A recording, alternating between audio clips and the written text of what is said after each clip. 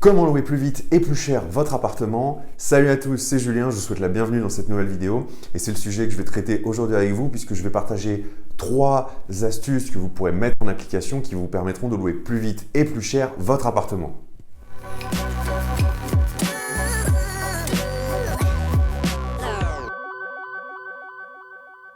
Alors, avant qu'on rentre dans le vif du sujet, je vous rappelle que si vous voulez en savoir plus sur la location meublée et sur sa fiscalité qui vous permet de ne pas payer d'impôts sur vos revenus locatifs, vous pouvez télécharger librement et gratuitement mon livre Comment louer plus cher et payer moins d'impôts avec la location meublée. Je vous remets le lien dans la description juste sous cette vidéo. Vous cliquez et c'est gratuit. Alors dans cette vidéo, je vous ai dit que je voulais partager avec vous 3 astuces pour louer plus vite et plus cher votre appartement.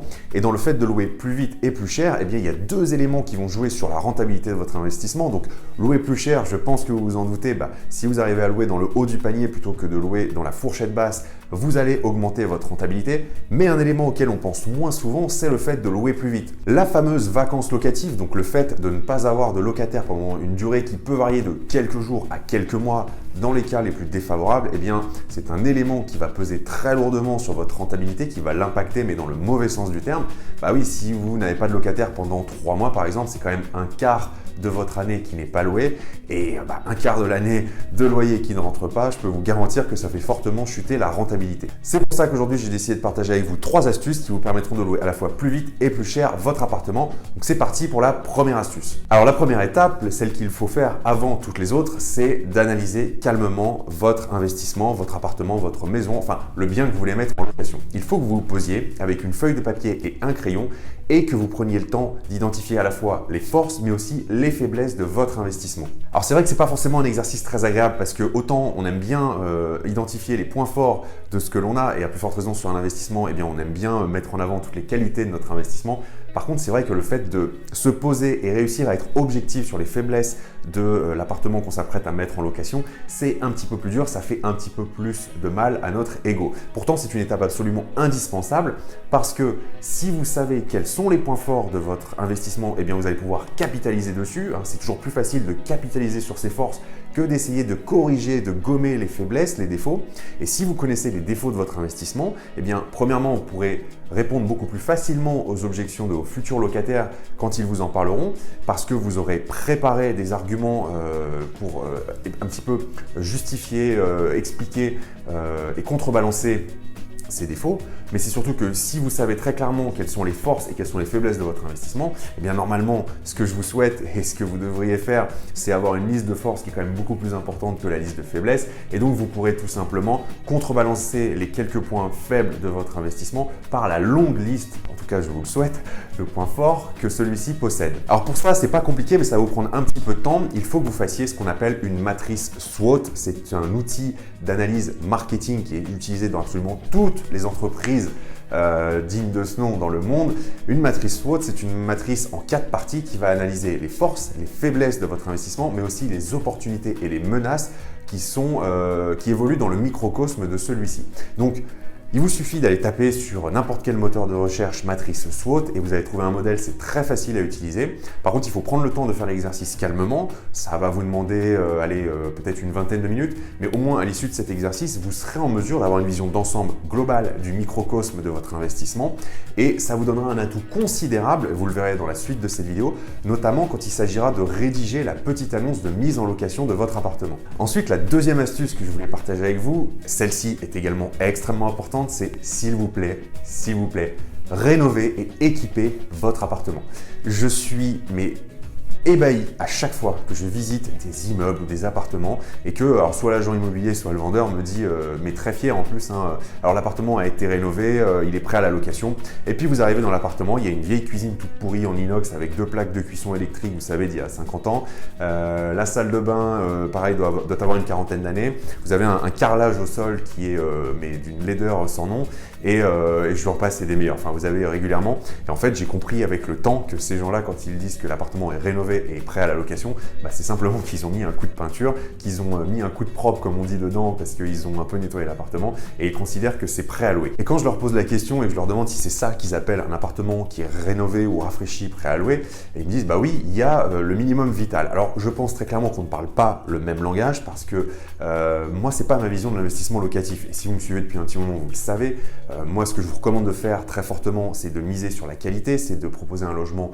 agréable, rénové, fonctionnel. J'ai envie de vous dire, si vous-même vous ne voulez pas d'un logement, pourquoi vos locataires en voudraient-ils? Je veux dire, si vous ne vous projetez pas dans cet appartement, vous pour y vivre, pourquoi est-ce que vos locataires iraient? Pourquoi, au titre du fait que ce soit des locataires, est-ce qu'ils devraient avoir un logement, excusez-moi, mais de merde? Non, je suis pas du tout d'accord, c'est pas comme ça que ça doit fonctionner. Si vous proposez un logement qui est rénové, qui est bien équipé, vous allez immédiatement vous démarquer justement de ces fameux propriétaires qui sont à l'ancienne et qui n'ont pas rénové les appartements depuis 20 ou 30 ans. Mais c'est ce qui va se passer surtout, donc déjà vous allez louer plus vite parce que vous allez sortir du lot, mais en plus de ça, vous allez trouver des locataires, donc je vous l'ai dit plus rapidement, vous allez trouver des locataires de meilleure qualité, qui auront de meilleurs profils et qui vont davantage prendre soin de votre investissement. Vous allez trouver des locataires qui certainement resteront plus longtemps parce qu'ils seront bien dans votre logement, donc ils n'auront pas forcément envie de partir, sauf parcours de vie, la famille s'agrandit ou on déménage, mais sinon il n'y a pas de raison qu'ils aillent voir ailleurs. Et en plus de ça, si vous proposez un logement qui est rénové et qui est bien équipé, vous allez louer dans la fourchette haute du marché. Donc vous allez à la fois louer plus rapidement, à une clientèle de meilleure qualité et vous allez louer plus cher. Et d'ailleurs, posez-vous simplement cette question, si vous tombez sur un locataire qui accepte de vous prendre un logement qui est vieillot, qui est pourri, est-ce que vous croyez sincèrement que ce sera un locataire de qualité et un locataire qui va prendre soin de votre investissement? Moi, je vous avoue que j'ai ma petite idée sur la question. Le troisième élément qu'il faut absolument que vous mettiez en place pour louer plus vite et plus cher, c'est d'avoir une petite annonce percutante. Et une petite annonce percutante, ça passe par deux éléments: la qualité des photos et le texte de l'annonce. Alors commençons d'abord par les photos. Je suis systématiquement surpris, j'hallucine, je suis ébahi, tout ce que vous voulez, de voir des photos quand je consulte des petites annonces, mais alors aussi bien des annonces qui sont proposées par des particuliers que des annonces qui sont proposées par des agences immobilières. Et d'ailleurs, ça me choque encore plus quand ça vient d'une agence immobilière. Je vois régulièrement des petites annonces avec des photos qui sont trop sombres, en contre-jour, mal cadrées, pas prises à la bonne hauteur, ou alors dans des appartements qui sont dans un bordel monstre, ou avec des gens qu'on voit en arrière-plan. Enfin, tout sauf des photos qui font envie. Vous devez absolument, s'il vous plaît, faire des photos qui donnent envie. Alors, qu'est-ce que c'est qu'une photo qui donne envie? C'est simplement une photo qui est bien cadrée, qui est lumineuse, qui n'a pas de contre-jour, qui est prise à la bonne hauteur.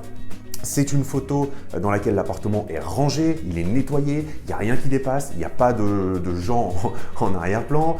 Évitez aussi, vous savez, de mettre la date de la prise de vue de la photo dans le cadre en bas à droite, ça c'est dépassé et c'est pas très vendeur. Pour ceux qui douteraient de l'efficacité d'une petite annonce avec une photo et notamment d'une bonne photo, je vais juste vous donner quelques chiffres. Il faut savoir qu'une petite annonce avec photo, c'est regardé en moyenne 7 à 10 fois plus qu'une petite annonce sans photo. Ça, c'est le premier point très important.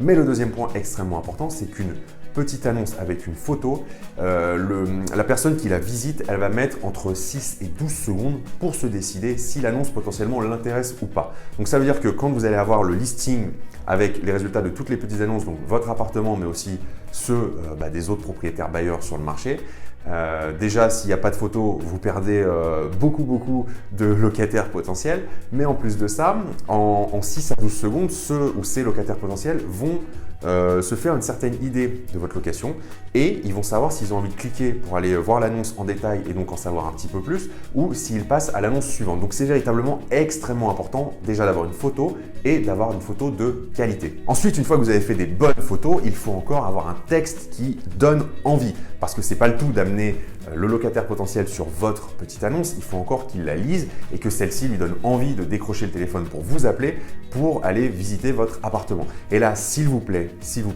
ne faites pas l'erreur que font 90% des personnes sur les petites annonces, qu'il s'agit de simplement décrire le bien de façon très neutre, quoi. C'est, vous savez, c'est appartement T2 rénové, centre-ville, 45 mètres carrés. D'accord, ok.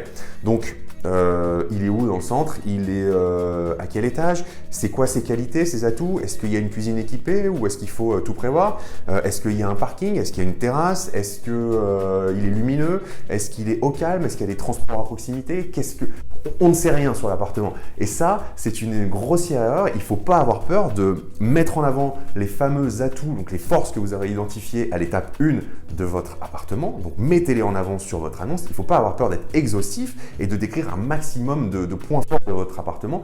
Plus vous serez exhaustif, plus vous allez donner des qualités aux locataires potentiels, mais plus vous allez lui donner envie de vous appeler pour visiter votre appartement. Je veux dire, c'est comme dans la vie de tous les jours. Quand vous allez acheter un produit, en général, on prend celui qui est le mieux packagé, qui a le meilleur marketing. Alors que peut-être que les deux produits sont absolument identiques en termes de qualité. Peut-être même que celui qui est moins bien packagé et qui donne pas du tout envie est meilleur que celui qui est bien packagé. Mais c'est simplement que l'emballage fait davantage envie. L'emballage, la communication, tout ce qui va autour, on met en avant des choses qui parlent à notre émotionnel et qui nous donnent envie. Et c'est exactement la même chose qui va se passer avec votre appartement. Donc pour faire une bonne petite annonce, un bon texte d'annonce, il faut ces 3 éléments. Premièrement, il faut que vous ayez un titre accrocheur. C'est un titre, le titre, c'est la première chose que va voir finalement votre futur locataire.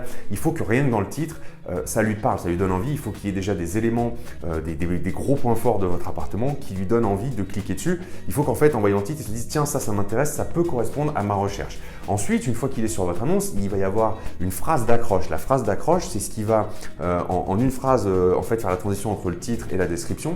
Et c'est ce qui va donner envie à ce locataire potentiel d'aller plus loin. Il faut que cette phrase d'accroche, c'est un peu comme l'accroche d'une annonce publicitaire, ça lui donne tout de suite cette envie et qu'il n'ait pas envie de décrocher, qu'il ait envie d'aller voir la suite. Et enfin, la troisième partie, c'est la description exhaustive de votre logement, de ses qualités. Et il ne faut pas avoir peur de passer un petit peu de temps sur l'annonce pour qu'elle décrive le plus de choses possible. Inspirez-vous de ce qui se fait dans les textes publicitaires, inspirez-vous de ce qui se fait par exemple des fois, allez voir les annonces, notamment c'est très flagrant en location courte durée. Il y a d'excellentes annonces, par exemple sur Airbnb ou sur Abritel. Vous allez voir les annonces des propriétaires qui ont le plus d'étoiles, le plus de commentaires, le plus de réservations. C'est une excellente source d'inspiration parce que la location courte durée, il y a un besoin de trouver des clients en permanence.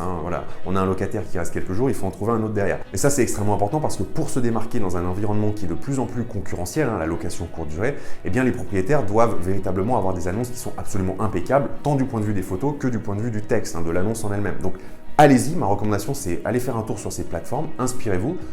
Que vous fassiez de la location courte durée ou que vous fassiez de la location à l'année, colocation, location étudiante, location plus classique, peu importe ce que vous allez faire, c'est très important de vous en inspirer et je pense que vous allez trouver d'excellentes idées sur ce type de plateforme. Voilà ce que je voulais partager avec vous aujourd'hui dans cette vidéo. Donc je vous rappelle les 3 astuces, les 3 clés qu'il faut mettre en place pour louer plus rapidement et plus cher. Premièrement, posez-vous et prenez le temps d'analyser votre investissement, notamment au point de vue des forces et des faiblesses.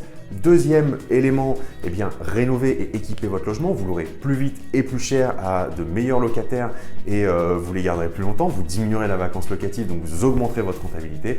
Et enfin, troisième et dernier élément, faites une petite annonce percutante et ça passe par les photos et le texte de l'annonce en lui-même. Si vous souhaitez être informé en temps réel de la publication de toutes mes prochaines vidéos, il vous suffit de cliquer sur le bouton s'abonner qui s'est affiché à l'écran. Quant à moi, je vous dis merci d'avoir regardé cette vidéo et à très vite pour une prochaine. Salut!